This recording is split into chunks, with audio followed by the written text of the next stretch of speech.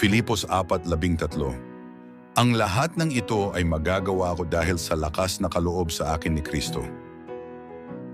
Noong ako ay nasa high school, sumali ako sa isang malakas na paligsahan sa pagtakbo. Masaya ako noong una, pero nang makita ko ang mga kalaban ko, matatangkad, malalakas at sanay na sanay, bigla akong nanghina. Sabi ko sa sarili ko, wala akong pag-asa, matatalo lang ako. Gustong-gusto ko na sanang sumuko at umuwi na lang.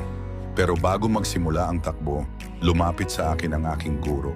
Hinawakan niya ang balikat ko at sinabing, alam kong pagod ka at natatakot, pero huwag kang tumingin sa kung ano ang kaya mo lang.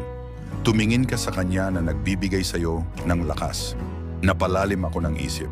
Nanalangin ako at ibinigay ko sa Diyos ang lahat ng aking pangamba. Nang tumunog ang hudyat, tumakbo ako hindi sa pamamagitan ng sarili kong lakas, kundi sa pamamagitan ng lakas na galing sa Kanya. Hindi ako ang nauna, pero natapos ko ang karera ng may tapang na hindi ko inakala kong kaya ko. Doon ko naintindihan, hindi tayo nag-iisa sa ating mga laban.